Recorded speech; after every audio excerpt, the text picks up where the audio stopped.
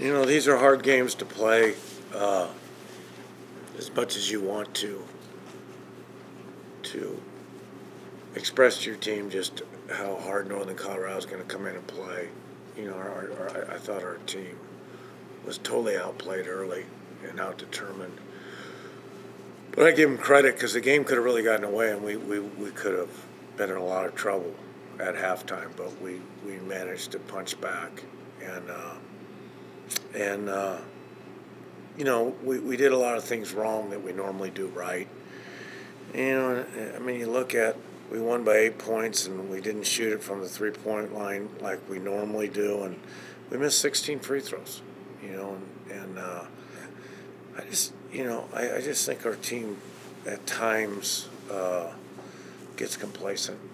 You know, it's a long year, and it's just hard to stay with it the whole time. How key was that run that you guys went on before half? I don't think we would have won the game if we hadn't gone on that. You know, we were really challenged our guys, and they responded. They challenge each other, you know, and so, yeah, I think if we're down 12-14 at half, which it could have flipped to, I think we're in trouble, and particularly the way we were making free throws and that. And I thought we got lucky. I mean, Wilson, you know, he's a 50-some% three-point shooter. He missed 2 wide open ones late in the game. I mean, I thought we were fortunate to win, but you know, those things sometimes are unfortunate to lose. So we'll take it.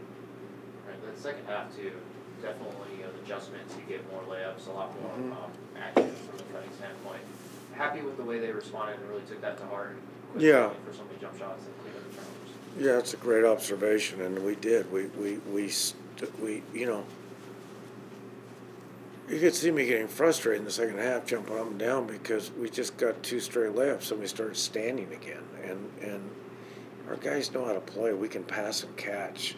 The assist to turnovers was ridiculous in the first half, 5 to whatever it was, and you know, we spread it better. We ran our offense better, like we did against UTEP, and we got some easy baskets. And that probably, with our comeback in the first half and our start of the second half, and buying into what I said at halftime, you know, we got some easy baskets because we just weren't really shooting it well. So, and still, that thing was never over till, you know, it was over.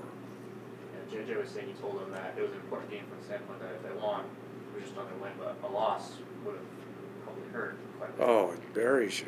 Yeah. I mean, I told them at half, this is the biggest game you've ever been in because you want to keep your RPI within tournament selection distance, and you can't lose to a team who has an RPI that's misleading. They're a lot better than their RPI, but you just can't do it. So, and then this is the most important 4 minutes, Daniel, believe it or not, that you've ever played, and it'll just keep becoming more urgent.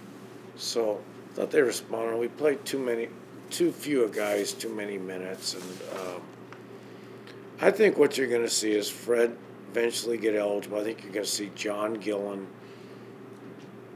his hard work start to pay off, and then I think we'll have a complete team. But we really lack a point guard.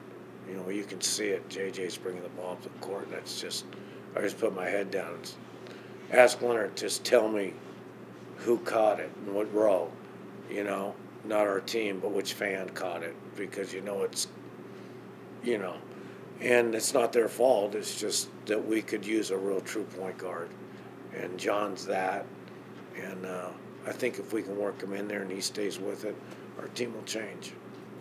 Did you have anything to say to Dwight today, first homecoming game? No, I just, you know, I respect Dwight. He tried hard for us. We knew he would come out. You know, he'd been averaging 2 points, 2 point something, and he hit. I mean, it's just typical that's what happens. But I just said hi to him, you know, and it's a tough game for both guys. You know, he's a great guy. He's a great guy, but you get in the competitive arena, and it's, you know, if I had seen him at a restaurant, the conversation would have been a lot longer instead of hi, good luck. So, but I think it was really cool that the crowd recognized him, and it shows you the class of our fans. Going back to your offense, you had 4 guys get double digits, and you're talking about maybe not having a true point guard. What does that say to the maturity of this team if they can still spread the ball around and give them shots, maybe without that true facilitator? Geez, you sound like a coach. Have you played basketball? Yeah, a long time ago. Were you any good? No, not good enough. So you're like, so we got a lot in common. Yeah. Okay. Yeah, Daniel Bejarano does not care if he gets 2 points or 20 points as long as we win. And you can go down the list and check every young man off, and that's how they feel. These teams that are having problems right now, a lot with talent, a lot of it is, I'm not getting mine. There's none of that on this team. So it's a very unselfish team, and if we can add a few guys that there's nothing acceptable but to be unselfish. And it doesn't necessarily start with me. It does a little bit, but JJ and Daniel won't allow it. So, yeah, I think we facilitate it well when we're thinking about it. But you ask our guys to do a lot. I mean, how many minutes did these guys play? Stanton 34, 37 for who's that? Joe. Man, that's a long time compared to theirs spread out. Their longest guy was 33, and the only other guy in 30 was 31. So we're going to get to that. And when we start seeing that, we'll be a better team. Okay? Going into the day, there are only a dozen undefeated teams. What's it mean to you to be on that list? I think it's pretty cool. Do you think it's... Did we break the school record today? Because we broke it last time and we didn't lose. So help me with it. Does that... Or did we lose it back? Just keep breaking it. Just keep breaking it. So, yeah, I think it's cool. I mean, I didn't expect it. Wednesday's going to be a difference. I mean, it's going to end, but we've beaten some pretty good teams along the way. And I think our schedule ahead of us will playing New Mexico State, Colorado, Denver. I think those are good games unfortunately this thing is about a numbers game, an RPI. It's huge. So our RPI probably went the other way with this game. It might have, yeah. I'll have to check. We were like 9th going in, and so yeah, it's cool to have 8 in a row. Looking ahead to Wednesday, I think it's Joe and DB are the only 2 guys who were here when you guys played down at Coors last year. Do you think you'll have to explain to these guys what that atmosphere will be like and what this game means? I won't do that. I won't. I mean, it's no different than going to playing at San Diego State as far as a crowd. I was one of those young coaches who would say it's just another game in the old days, but it's not just another game. It's really important. But he'll be already covered my fanny, so I don't have to worry about anything, And Mac, we allowed to say that name anymore, Mac Coyne? No. Of course. Jim's a good.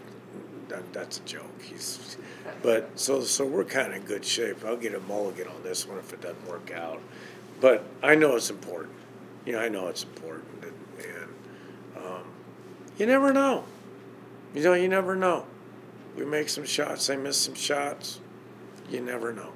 It'll be a good game for us either way. Anything else for Coach? All right. All right. Thank you, guys. Thank you, kids. Coach said, this is one of the biggest games of the year, because no knock on Colorado, but if we lose this game, it's a huge game. If we win this game, it's really nothing. But he said just to settle down, and he took DB and I out. He talked to us, and we needed to be just better examples to the younger guys, and I think DB took it to heart. I took it to heart. We tried to come out second half and just play our game, and we did. And I don't know how bad we won by 7 in the second half, but we needed that. kind of have an idea of why maybe the start was so sloppy? Kind of turnovers back and forth there. Each side was Chris, but you have a kind of finger where you put on that? We just got to take care of the basketball, man. Got to be on the same page. We shouldn't have had that many turnovers in the first 5 minutes. That's what got them on the run, and they was up, and we were very beatable in the first half. I think if we wouldn't have fought back, man, it would have been a long night. We probably would have lost this game. So we had, we had good spark from the guys on the bench. They was telling us, keep working, keep going hard, and we was out there trying to put it, get it back in with arms reach, and we did before the half. How important was it close on a 14-2 run, I think, at the end of that first half, and it seemed to feed into the second half as well. Just how important was that? Very important. That determined the second half. You see how we came out, got up top, got on top, and kept the lead going throughout the whole game. I don't think they got the lead back ever. So that last stretch in the first half really helped us coming out in the second half. Stanton going against Wright in his homecoming, it's off to a really hot start right in the beginning there. Really was key to kind of flipping that script. No, man, you just gotta stay level-headed, man. I mean, he had 2 shots and was yapping off at the mouth. Just let him talk. It was bound to happen. He was so anxious 2 shots to shoot the ball, and he literally hit 2 shots, and that was it.